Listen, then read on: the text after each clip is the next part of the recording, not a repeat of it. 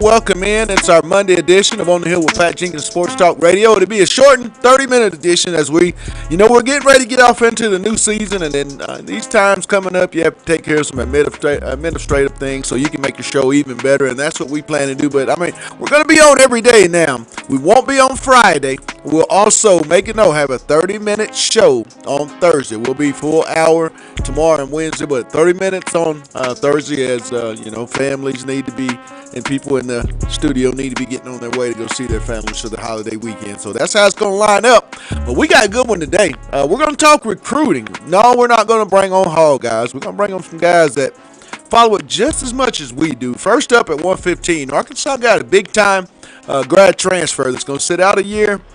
He came from OU. We'll talk to Hogville.net's Otis Kirk and the Pig Trail Nation. Otis is going to come on and talk about the new Razorback via Oklahoma, though, and much, much more. There's some big-time prospects in the 21 class that we'll talk to. And then there's a big-time camp that happened in the state of Arkansas. We'll find out who are some of those players that stood out from Otis. And then we're going to follow Otis up with Hogville.net, also, and the Pig Trail Nation's Kevin McPherson. Talk a little basketball. They're still hooping, and we'll find out who Coach Muss and the guys got their eyes on and how things are shaking out in that part of the Hall Guy segment. But back over here to my main man. Had a great weekend, Demetrius Johnson.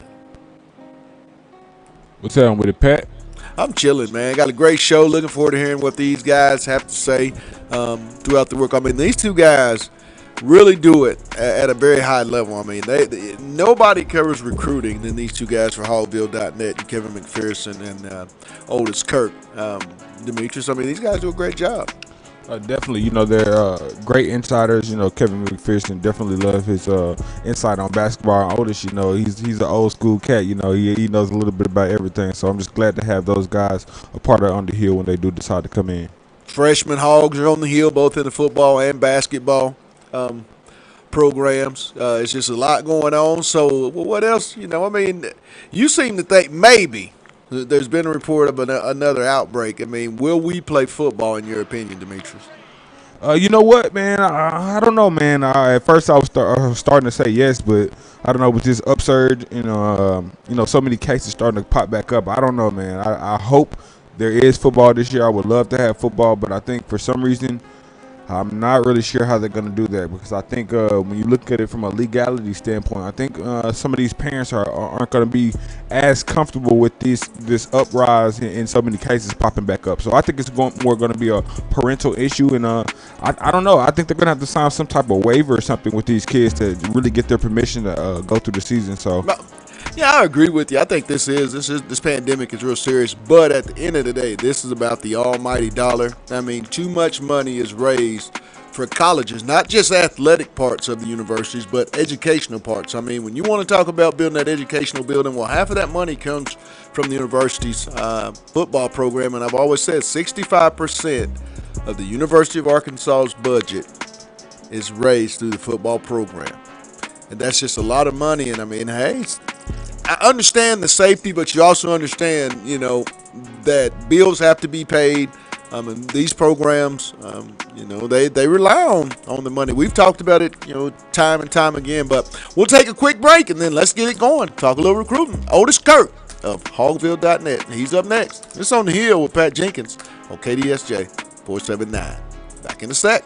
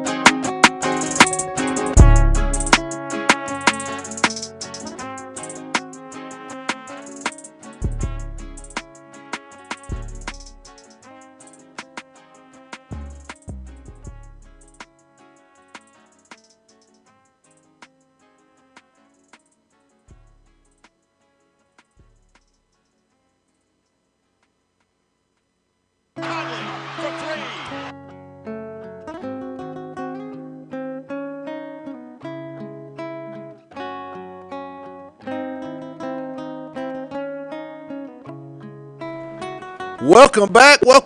It's On the Hill with Pat Jenkins Sports Talk Radio. It's our Monday edition of OTH, and we're going to be joined here now to talk football recruiting. Arkansas, the freshmen are on campus as they made their way in over the weekend. Also, too, over the weekend, there was a big-time commitment for Coach Sam Pittman, and even more so, Justin Stepp, kind of a coming home of some sorts, and we thought we'd talk about that with our good buddy of Hogville.net and the Pig Trail Nation, Otis Kurt.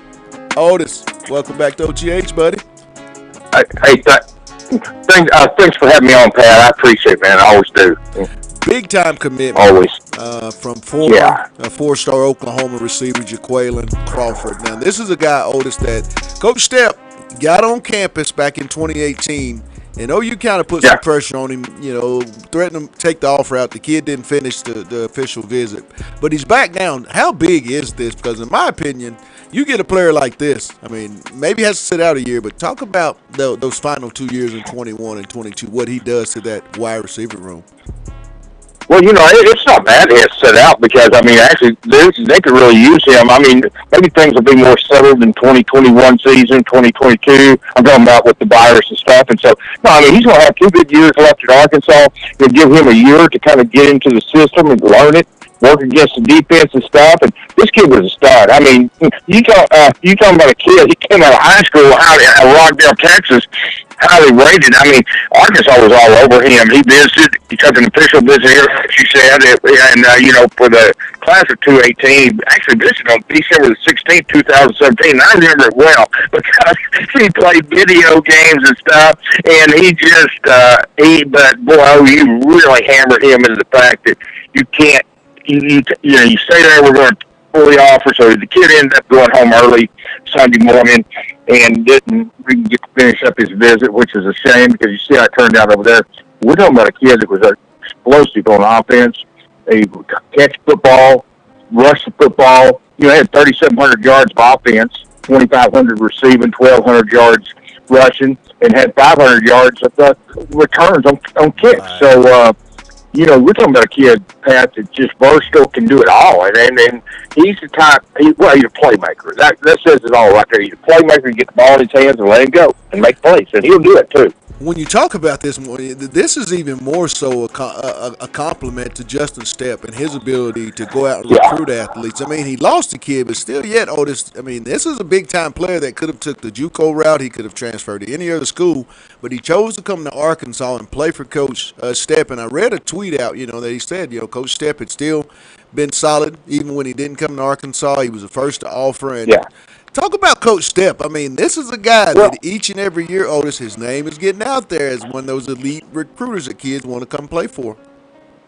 yeah, it's about relationships, Pat. It's what it is. He built a relationship with that kid, and he wasn't one of those guys that turned on the kid when he committed to elsewhere. Right. There are coaches like that. Cole Carson was telling me about a couple of them that did him that way. I mean, that's just amazing that coaches act like spoiled brats. They'll pull your offer in a heartbeat, but then you go commit somewhere else, and they start talking down on you. Right. But one good thing about it, here's what happens when somebody does that. You find out what they really thought about you. And Steph is sincere with these kids. He builds a great relationship with them.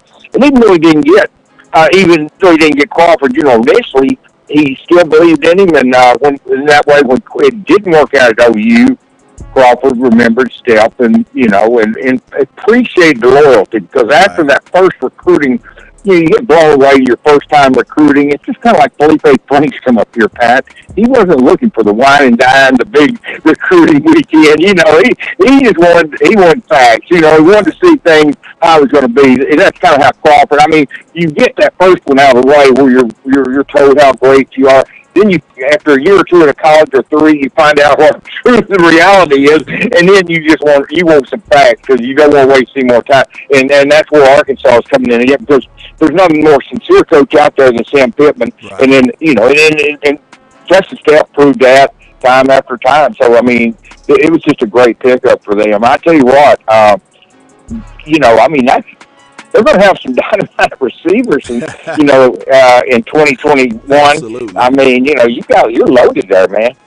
Down on to this 21 class, so you've written about some kids, and we've had a couple of young men in that class, be a part of our show throughout the week. One in particular, John House, a young man out of the Tennessee area, Brentwood. Talk about John. I mean, when you in your conversations, and then just illustrate even more the job that Sam Carter's starting to do with identifying a lot of kids, because these kids have some pretty big time options. Where's Arkansas at with some of the defensive backs that Coach Carter has his eye on?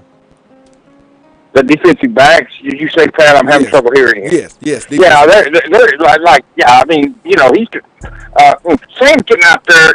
He's young. He's young. He's energetic. He's the type of guy that can relate to these kids. They feel comfortable with him because he's young and he can get on their level and talk, and they feel comfortable with him. And that's a big part of building a relationship and everything. John House is a kid that's just Arkansas's gotten him late. He told me that he's their number 3 defensive back on their board, but he's a kid that can really play. What I love about him, he's out of Tennessee. You were talking about. He's 6'2", probably 185, 190. He's physical, Pat, Right. and he can really play press man against those guys, against those big receivers. He's going to be going up against the SEC. Not everybody can do that. He is big and physical. He's got good size. I really like him. I mean, I hope Arkansas can hold off and get him, because he's, it's just a deal where they got him late, and and then the virus has got where people can't visit, so it's kind of tough. But Right. and but he's talking about, do I go somewhere where I've been there and familiar with it, or do I go someplace I haven't seen, but I really like that place, So it's going through his head. But if Arkansas can get some of these kids on campus, Pat, that's going to be the key. Is when this all settles, and eventually, if it does settle, and hopefully it does, maybe in September or something, they can start getting kids on campus and start some visits again, because that's going to be the key. They've got a bunch of players that's been to junior day or been to the U of A. They've got some kids, lined up like that, but there's going to be about 10 spots there that they're going to need to get some kids that haven't been on campus, and that's going to be a key in finishing out this class. And then when the visits do start, the key is going to be holding on to what they've got too, because I'm telling you, there's been a lot of early commitments this year, Right, but there's going to be a lot of decommitment. And I'm not necessarily Arkansas for commitments, but I'm just talking about schools are going to start going after kids. They're going to start taking some visits, and it's going to get interesting then. But I think Arkansas is setting itself up in really good shape here. Talking with Otis Kirk of Hogville.net and Pigtro Nation, covers recruiting for us here on the Hill each and every week. When we got to have the 411, Otis is the guy that we want to go to. And I want to flip it, Otis, to the state of Arkansas. This past weekend, there was a big-time camp that took place down in Maumelle, Arkansas. The state's starting to really pick up notoriety as far as, the Division I talent. Talk about, some of the guys that you've seen, because Arkansas has their eye on a few of those kids, but also, too, you talk about one young man in the 22 class. Could you give that name and maybe some more kids in the state that the Hogs may want to, just keep a close eye on, or the state might be proud of because they're going to represent well at the D1 level? For Maumelle defensive end named Nico, the VA. I'm probably butchering the heck out of his name, and I apologize to the kid. But I mean, this kid can play. He's 6'5", 275, can run. Got an offer to Kansas. He's 2022. He's a teammate of Andrew Chamley, probably the top player in that class. If not, he's one of the top two. He and Amarian Harris are the top two players, and they're both offensive linemen. But Nico is a defensive end. He's such a good athlete, Pat. He can play quarterback too. I mean, at that size. So I mean, this is a good player. He's a kid that when we talk about the weather hampering on the travels and stuff. That's kind of one of the good examples. Because if he could have gone to camps, everybody would know his name. Whereas now, most people don't even know who he is, but they would if he could have gotten out. And the schools will be definitely finding out about him. They will. He's got 2 years, so they've got plenty of time to find out about him. Chamberlain was there. He actually went through the camp, and so did Nico. Some of the top kids came there, but they didn't go through the camp. Kids like Dax Courtney of DeWitt, James Joyner, and Aaron Outley from Parkview. Tyus Martin was there from Jacksonville. Those were 4 kids that didn't go through the camp that were, obviously are good prospects. Right. Chase Jessup from Lake Hamilton was there, an offensive lineman. I really like Carson Williams from Fordyce. There's just there's just a bunch of talent in that 2022 class. Austin Myers is a quarterback from Bologna. I know his dad real well, pilot that flies around and flew the Kansas City Chiefs down to the Super Bowl this year, and he's flown other Super Bowl teams. Yeah. His dad's name is Troy Myers. He used to be Hatfield, Mena area, and they were with Bologna. But Austin's a good basketball and football player. He got an offer to Kansas for football, but he was there, probably the best quarterback there. He's about 6'4", 185, can light it up on, like I said, on the hard court too. It was a really good event. And the biggest thing with me, it was good to get out and actually get out of the house and see something that's not virtual or whatever. I don't mean to knock down Zoom and virtual visits and stuff, but I'm just saying it was good to actually get out, get on a football field where the heat was hitting you. Right. Even with the mask on, I wasn't going to gripe. So it was good, man. It was fun. It was a good event. Guys played on, did a good job. I mean, those guys always treated me good, and they put on a good camp down there, and they did their best. There was some talk about social distancing and stuff. Hey, when you get 208 kids, you're not going to have social distancing. But they did a good job of telling the kids, hey, when you're not in line, when they were in line, they were doing a good job. But when they get their drill finished, they were kind of congregating, getting together there, and they got after them 2 or 3 times. Right. Hey, you guys spread out. You can't do that, and they had them wearing masks and stuff. So I mean, hey, they did the best they could. I mean, under the circumstances, I thought they did an outstanding job trying to do it the right way, and they did. So, I mean, Well, Otis, my man, love all the information. It's about to crank up. I mean, July 13th, I believe, we start having some Razorback sightings on the practice field, my man. I don't know what our status is, but at least we'll have a lot more to talk about here in the coming weeks. Well, yeah, it's good to just get out. Like I said, just get out. And the kids told me that too Saturday, Pat. They said, Andrew Chamley told me, said it was just good to get on the field and actually do something. I mean, it's been hard, man. It's been tough, and everybody's ready for it. We'll see you later, man. Thanks for having me on, okay? All right now. Appreciate you, man. That was Otis Kirk of Hallville.net and the Pig Trail Nation giving us a 411 with a lot of good things that's taking place. I'm telling you, Demetrius, man, when you look at the state of Arkansas, our football talent is starting to pick up more and more of these Power 5 schools. You know, if they're not just going to Arkansas, and that's the way it was when we been, growing up. And I think it was always if Arkansas didn't recruit you, other states would shy away, other programs. But that's not the case now. I mean, when you got juniors 6'4", 275, 6'6", 300-pounders, and these guys already hold Power 5 offers from big-time programs. Hey, with the way Sam Pittman is going to implement the need and the ability for offensive linemen to be developed here, this is about to get really good. Yeah, I think guys like KJ Hill going to Ohio State, becoming the all-time leading receiver at the Ohio State University. Players like that bring notoriety to the area. So I just think Arkansas is getting a lot more attention because guys are starting to go to different D1 big division schools. You got Alti Tenpenny that went to Alabama a couple of years ago.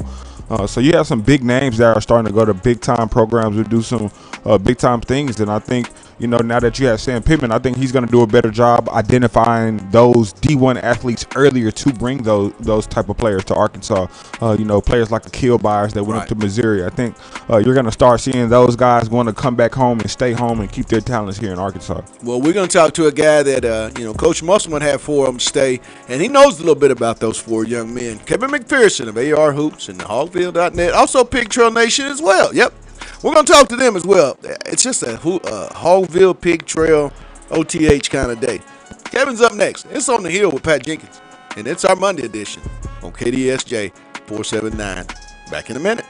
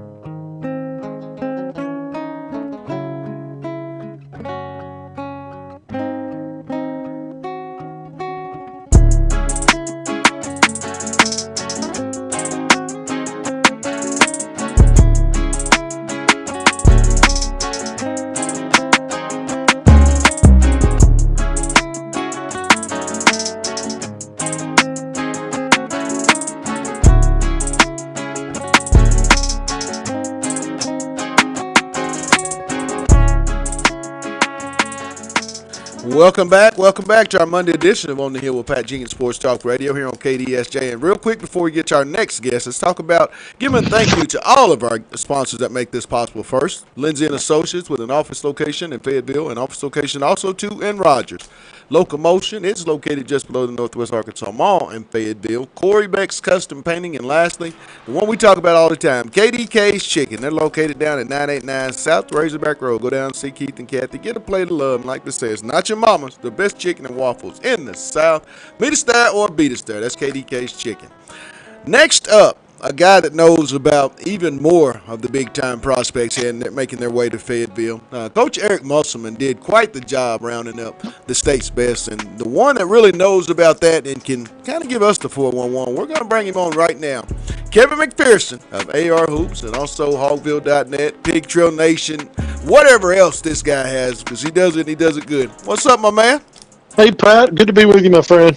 Talk about it, Kevin. That fantastic 4, that freshman class that the state has been so eager to welcome to Fayetteville. They made their way to town this weekend. Talk about that, the impact of those guys being able to get on campus. I know they can't do too much, but just talk about it, from those guys' perspective as freshmen, what this means to be able to now start your collegiate career. Well, it's been a journey for all of them, and we know that when you've got 4 players ranked in the top 100 in the state in one class, that's a special class, certainly for Arkansas and Eric Musselman to assemble that class. and it really moved kind of slow, right? I mean, they committed in the early period. Only one of them signed at that time. Right. That was Devontae Davis. So fans kind of had to wait, and boy, what a gift it was when all of them went ahead and signed in the spring and April. But this is the next step. They are now part of the Razorback family officially. The signature is one thing, but once you're on campus, you start that college life. You're no longer a high school student. You're a college student. I got to see these guys work out in the last few weeks as they prepared to join their Razorback veteran teammates who'd been on campus since early June, excuse me. And these guys are putting the time in the gym. We know with the pandemic, it's hard to get gym time and hard to know, when things are going to resume, but they didn't just sit back and let that dictate their daily routines. They got in the gym and worked. So I saw these guys put on good weight. I saw them work on skill stuff, and so they move in. And today's the day, actually, Pat. They moved in Friday. Today's the day where they can really start in that strength and conditioning work. That's what they're allowed to do right now until they can figure out when they can get to basketball stuff and maybe full contact stuff. That's down the road. But right now they're with college teammates, and they are college players. When you look at that group of four, Kevin, physically, in your opinion, which one or ones do you feel like stepping on campus right now? And if there was if they had to play a game tomorrow, those guys would be, someone that wouldn't hesitate to throw out on the floor with the older group. Man, I'm going to tell you this, Pat, and I'm not saying this just to make them all happy. All these are top 100 guys. All of them proved themselves. I think all four of these guys bring starter value. Now, whether or not it plays out that way, the way Eric Musselman does things, because we know he keeps a tight, 7, maybe 8-man rotation. He brought in some senior grad transfers, 3 of them. So we'll see how the roles shake out. But I would not hesitate being able to put any of those four on the floor in a starter, either whether they're formally starting or having a sort of a starter role in terms of minutes and being in there in crunch time.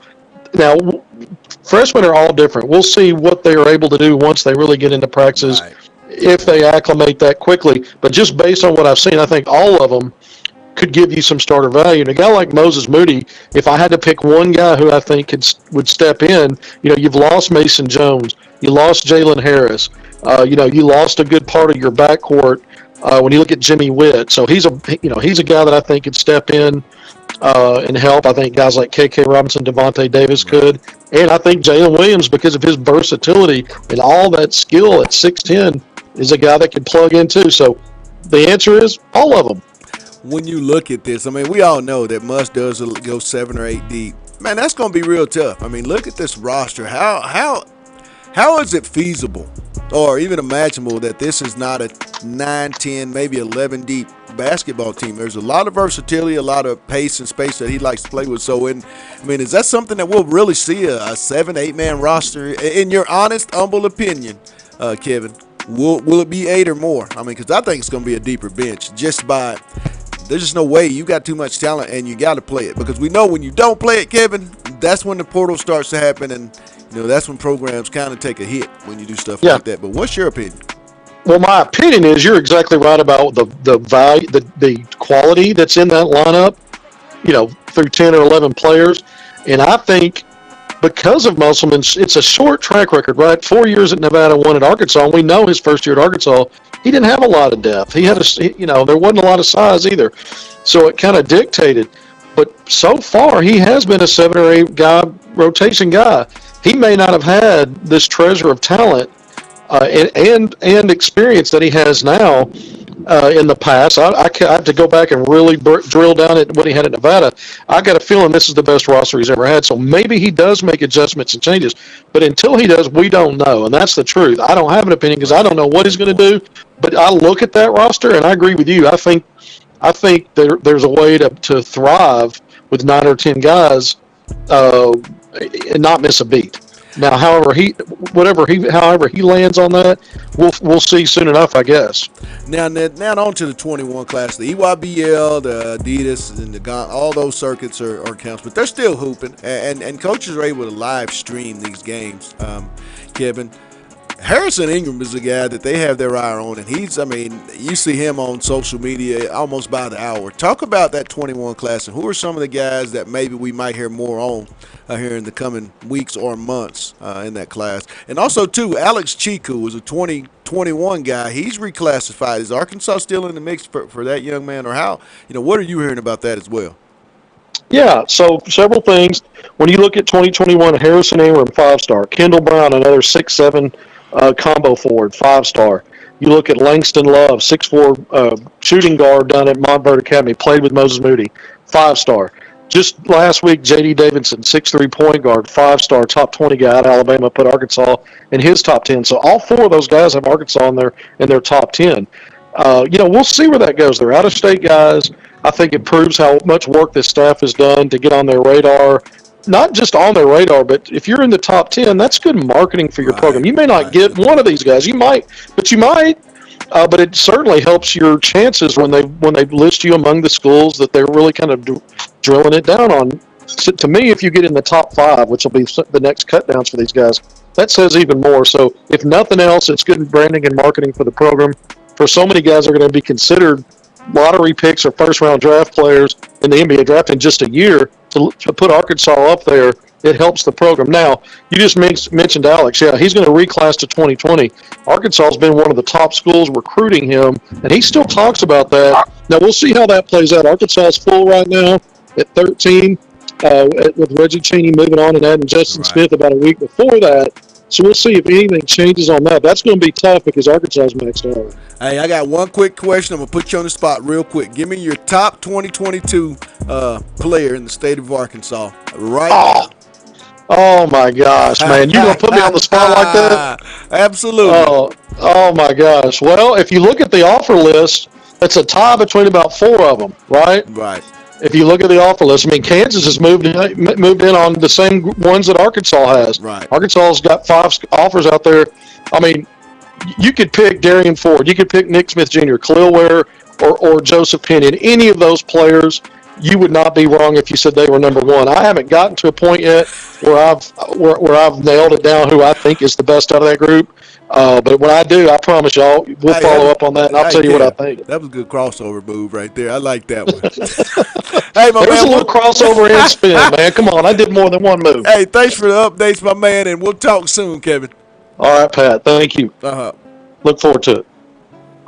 That was Kevin McPherson of AR Hoops, Hogville.net, Pig Trail Nation, and all the other things this man does. He does a great job covering recruiting.